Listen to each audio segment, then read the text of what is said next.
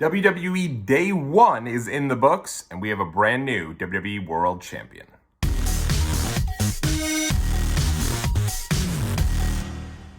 What's going on? Throw your dubs up. It's your boy Tommy on the spot for Watchalong Wrestling. Great to see you. Come on in. You look great if you're a first-time visitor. What is good? Hopefully you stick around here and you're a brand new friend. And if you're a returning visitor, you know I got love for you. Thanks so much for returning.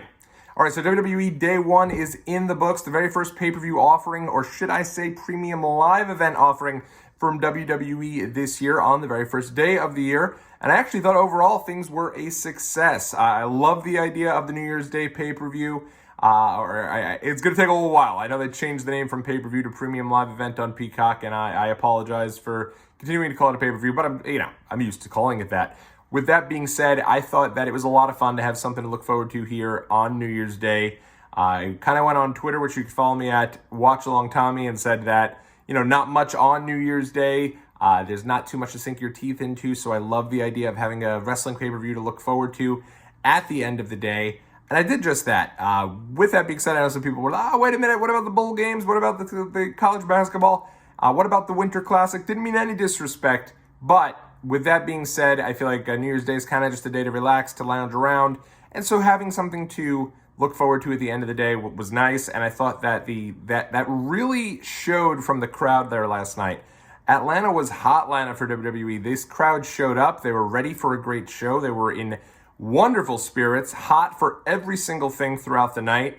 And had really shown me, Atlanta holds a place in my heart. It's the first ever city that I had gone to for a wrestling show that was outside of that tri-state / Pennsylvania area.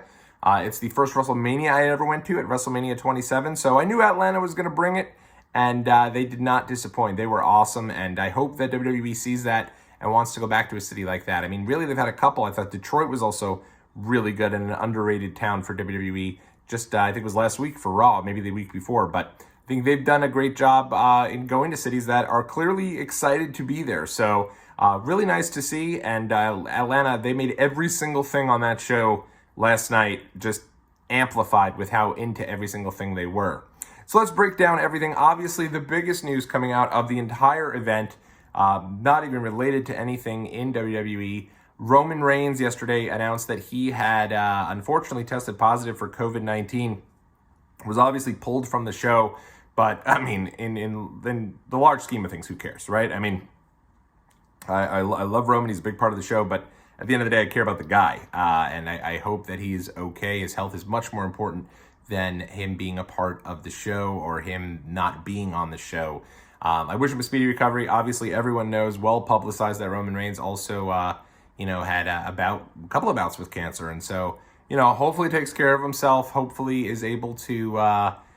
just recover as quick as possible. And, but obviously that was with a bit of a heavy heart. And I thought they kind of decided instead, because obviously the big match of the night was Roman Reigns and Brock Lesnar. So they still had Brock there. They instead decided to insert Brock Lesnar into the main event there that was set for on the Raw side of things, that being Seth Rollins, Kevin Owens, Bobby Lashley, and Big E for the WWE World title. Putting Brock in that match, I guess they were kind of between a rock and a hard place. You could have had Brock just fight, anyone else that was there. I'm sure there was someone back there that could have been there. They always have extra people come through. For example, I know Bianca Belair was backstage because she did an interview with WWE The Bump later on. Obviously, I'm not saying Brock should have fought Bianca Belair, but I'm sure there are other folks that are not scheduled to be there. But they decided to throw Brock into the match, and I think it did add a little bit of intrigue to the world title match, making it a 5-way match. I honestly thought once Brock was inserted that Big E was just going to retain. I thought they were just going to, hey, you'll do a match, you'll get a tease for maybe Lashley and Lesnar, and then you'll also maybe potentially set up something down the line for Big E and Lesnar. Instead, that's not what they did. I guess we'll kind of work our way backwards here. What they did instead was Brock Lesnar won the match. It was a hard-hitting match, great match for what we saw of it. It was a little short, but Lesnar looked awesome. He F5'd everybody except Lashley, who looked just as awesome, and hit Brock with a huge spear through the barricade. I think they had this great reaction from someone in the crowd who was just straight up like losing his mind over it. And I thought it was great. I thought that they really did a good job in teasing Lesnar and Lashley, just giving you just enough to say, hey, Bobby Lashley's here. And it's funny that it took them so long to realize that Bobby Lashley should be presented in a similar way that Brock Lesnar has. I think certainly ever since they paired him up with MVP, he's reached that next level. To think that they decided initially to bring this guy in as this, smiley, wily baby face. I'll never forget he was at the WWE press conference for WrestleMania 23, and he grabbed the mic and he said, "I'm living my dream." And that was his thing. "I'm living my dream" was that was his catchphrase for a hot minute. Just a total cornball. But that is not the case anymore. Lashley looked like a total beast last night. They clearly are teasing Bobby Lashley as Brock Lesnar, and we're going to get this dream match. So they made I guess they made the best out of a tough situation by having Brock go in the match. Brock wins the title. I didn't love that. I just felt like I wasn't sure where they're going to go with it. But, it definitely adds intrigue. I'm sure more people are going to want to check out Raw tomorrow with a brand new champion and with the potential that now Brock Lesnar will be available on the Raw side of things. Also makes sense from a standpoint of Brock was on SmackDown, now Brock's the champion of Raw, so it makes sense to get him over to Raw by giving him the title win. Otherwise, it really wouldn't make much sense. So it is what it is. But in any event, that unfortunately that does mean that the title reign for Big E has come to an end. I thought it was an okay title reign. I think he really presented himself well as champion. Certainly outside of the ring, a lot of the appearances he made, it felt like a really big deal, and I think he did a good job.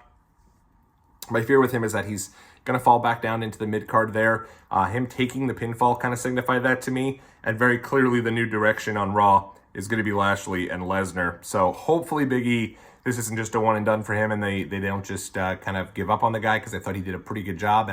But the booking for him I just thought was just not very good. Every time he was in a big match against Roman Reigns, he lost. Usually when he was in matches with guys on other rosters, he lost. It just presented him as not as good of a champion. I thought he could have had a major win over Roman and it would have propelled him to the next level at Survivor Series. And I thought last night he could have got the major win and propelled him to the next level. Neither of those things have happened. Unfortunately, we've moved on now. And I just hope that Big E is able to recover and continue to be a big part of the main event scene on Raw and in the WWE proper, so to speak. So that was that. I thought the match was really good. Brock Lesnar seemed to be in a wonderful mood. He was taking pictures with fans afterwards and, posing for little videos with someone who was sitting in the front row. So Lesnar seems really excited, seems really into this. And I don't think I've ever seen him look so happy to be a part of WWE. So really interesting to see where they go from here. Now with Brock on Raw, with Roman on SmackDown. I've seen some, I think Brian Alvarez of the Wrestling Observer had said they're going to set up Lesnar and Roman for WrestleMania, title for title. I really hope that doesn't happen. I have no problem with Brock against Roman, but then have Brock lose the title to Lashley or something to that extent. No reason to combine the belts, do two belts, any of that silliness. No reason for it. I think you want two different champions on two different shows, especially you have two different nights of WrestleMania. So I hope that's not the direction they go. I think you could easily hold off on Brock Lesnar and Bobby Lashley until WrestleMania. But you also need a big match for, the Royal Rumble. I think Royal Rumble sells itself, but remember Royal Rumble is also being held at a stadium this year, again, in St. Louis, a 60,000 seat venue, I think. So you need something for St. Louis, and I could definitely see them doing that with Lesnar and Lashley kind of side by side with the two Royal Rumble matches as your big matches of the night. Liv Morgan and Becky Lynch, great match. I thought it was one of certainly Liv Morgan's best matches. Becky's been on fire since returning. She had a great match with Charlotte at Survivor Series and another great match last night with Liv. They ended up going with Becky Lynch, keeping the title on her. I do hope this leads to something bigger for Liv Morgan moving forward. Maybe she wins the Women's Royal Rumble, goes on to WrestleMania, could be. But I'm getting a sneaking suspicion they're going to probably stick with Becky Lynch and Bianca Belair, which is your money match, the match that you really haven't gotten that true rematch with epic proportions there. And obviously, it makes sense for the redemption story for Bianca Belair to go on and go after Becky at WrestleMania. So I don't know what this means for Liv. Hopefully they don't give up on her, though, because I do think she has a lot to offer, and the crowd is really naturally behind her. So I guess time will tell, but I thought that was a pretty good match there between Becky and Liv last night. Another match that I enjoyed, but it seems like it's kind of been a little divisive amongst wrestling fans, was Edge versus The Miz. I thought going into this, The Miz would get the win, and they'd try to get Beth Phoenix involved. Miz did not get the win, but Beth Phoenix did get involved. And really, you kind of saw this coming from a mile away. Maurice kept getting involved, kept doing what she can to cost Edge the match. And finally, Beth Phoenix shows up at the end looking like a total badass, gets in there. Her and Edge seem like they're going to be working together against Maurice and Miz. And that's a fun match, I'm sure, for the Royal Rumble. and I think they'll do a good job with that. Beth Phoenix looked like $1 million last night, and it was just really good to see. I thought the match was good. I know some people absolutely hated it. I think, it could have went either way with it. I could see where maybe people thought it was a little slow when you have some of the other matches there, but I liked it a lot, and I thought that Edge and Miz really delivered. Edge still doing the Brood thing. I don't know if this is getting all along on the tooth now with the Brood thing. I think it was fun for one show for SummerSlam. Now 5 months later to bring it back. I don't know that I'm the biggest fan of it at this point. I love the music, love the entrance, but I'm kind of like, that was just such a small segment of Edge's career that I don't know that we have to keep going back there. But hey, if it does lead to fans, bobbing along to the Gangrel entrance theme or the Brood entrance theme at the Royal Rumble some 23 years after they did it back in 1999, I'm all for it. What can you do? Let's have fun. In any event, another match where there was a lot of fun involved was the RK Bro in there with the Street Profits. This was a good match. Really, the whole point here, though, was to get Migos involved. Big deal for WWE to get Migos on the show. They did the entrance. They did the theme song for the show and actually showed up. They were there for a backstage interview. They also came out for a match. I was expecting Trae Young to come out and get an appearance on this show just because he did do the stuff for Madison Square Garden and got booed something fierce out of the building. So I thought him getting a hero's welcome and more of a babyface reaction in his home court and home arena, I thought would have been fun and kind of cool, but not the way they went here with this. Instead, they went with, they had Migos out there. Migos was really over. They kind of had a little fun deal going on where they were playing off Randy Orton, and I thought the match was pretty good. I thought, RK Bro. I keep wanting to call him Rated RK Bro, as you guys saw during my my preview show for WWE Day 1 yesterday. But I thought it was a really good outing from them. They are really in sync right now. They hit a great little kind of elevated RKO where Riddle threw one of the Street Profits up in the air, Montez Ford, and Orton caught him for the RKO. And after he did, Orton was like, "Let's go!" Like, Orton was so pumped up, looked over at Riddle, gave him the old, like, he was amped. And it's always great when you see Orton get involved and get really excited about nailing a big move. And he definitely did with the RKO yesterday. Last night, and was really pumped up for Riddle as well, which kind of even went against his character, but it was cool to see him caught up in the emotion there. Afterwards, everyone hugged. There were some folks saying they thought the Street Profits were playing heel. Those guys are loved. I can't see that, and so good to see everyone back on the same page. And good match. I thought it was more of a vehicle just to kind of get Migos involved. Someone on Twitter had said it great. It would have been awesome to have Hit Row still on the show and had them do something with Migos. That would have just been awesome. So shame that's not where things are at anymore. I feel like Hit Row did not even get much of any real chance on the show. So it's disappointing that they weren't there, because that would have been a cool little interaction yesterday at Day 1. Right before this, you had Drew McIntyre against Madcap Moss. It's been reported that Drew McIntyre is injured, and that's why they did the angle after the match, where basically they caught Drew's head under the chair and hit that. They hit that while his head was in the chair. Corbin and Moss had laid him out and messed up his neck, so kind of Pillmanized him, if you will. And so that is, he's probably going to be out for some time, hopefully not a really long period of time. But Drew's been such a workhorse for them. I mean, the guy has matches with every single person. He gives 110% every single time. I think that he was a solid champion during a really tough era for WWE, during the kind of the COVID-19 era, I guess, for lack of a better term. So I hope that he's okay long term. I think they probably were building him up for something. I think they're going to have him go through Moss, then get to Corbin, and then kind of continue to build up to eventually be the guy to take on Roman Reigns. So obviously that's not going to happen if he's injured, but hopefully the injury isn't so bad. First match of the night, I thought was best match of the night. Usos and New Day. Absolutely killing it. Crowd was so amped up, jumping up and down, leaping for joy.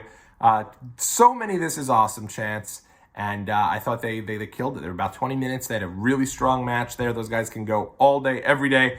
I think it might have been my favorite outing of them for a long time. Jimmy Uso, possibly ever. Jimmy Uso had a half black, half red hair. Looked really cool. And it was easy to tell the two apart then, which I thought was good. I never really have a problem. I don't really think they look super identical or anything like that. But I thought it was such a good match. Usos do hold on to the belts, so they don't have to deal with the wrath of Roman Reigns had they lost those belts. But Kofi and Woods, also great. I thought they did a really good job. Strong showing from all 4 men involved. Got the show off on the right foot. And I thought they were great. And then for me, it was the match of the night. A quick note on the pre-show, Rich Holland, man, this guy has no luck whatsoever. It looked like I think Ricochet did a standing 450 splash, and in doing so came down, and his boot broke the nose of Rich Holland. First thing on the show, Rich Holland was taken out of the match, brought to the back, and this left Sheamus to take on Cesaro and Ricochet, and Sheamus actually got the win. Laid out Ricochet, and then beat Cesaro pretty clean in the middle of the ring with a bro kick. So I think whatever push you were doing with Cesaro last year, I think is long gone, which is unfortunate. But I think if Rich Holland's out for any length of time, you certainly can build some stock with a Sheamus push. The guy is also another workhorse for them. Him and McIntyre both feel like they've really upped their game here when WWE needed them during that tough no fans era, so to speak. And Sheamus, man, spinal stenosis doesn't slow this guy down. He's just an absolute beast. So I thought it was really good stuff. Hopefully Rich Holland's able to come back. He's had a couple of different injuries here already in the short term, and just kind of weird, freakish type injuries. They haven't really done anything to introduce his character. Why is he wearing this hat? Who is he? I'd like a little more character development out of him. So hopefully when he comes back, they're able to do that. So overall, I thought this was a really strong show. I really enjoyed it. It flew right by. 3 hours, not even 3 hours, about 2 hours, 50 minutes. I thought they were going to add a match once they had gotten rid of lost the Roman Reigns Brock Lesnar match. Not to be. Every match just kind of, flowed naturally and got us to that length. It was just 6 matches on the main show proper, but it wasn't anything too long. And I think everyone who went there, first off, you got a title change, which I think is great, brand new WWE champion. But I think that everyone who went there probably really was amped up about it. And things are looking strong as we head into the first Raw of the year. Huge week for wrestling. You got the first Raw of the year tomorrow. Then you've got 2 New Japan Pro Wrestling Wrestle Kingdom shows. I'm guessing is one of them might even be before that. Yeah, I think it's the 3rd and the 4th, or maybe the 4th and 5th. I'll have to double check on that. But such a fun time to be a wrestling fan. Lots of cool stuff going on. New Year's Dash, big, huge AEW Dynamite coming up. So great wrestling across the board. What a fun time to be a fan, and hopefully you'll be along for the ride. I will, and I'll see hopefully most of you in the next video. Take care. Have a great day.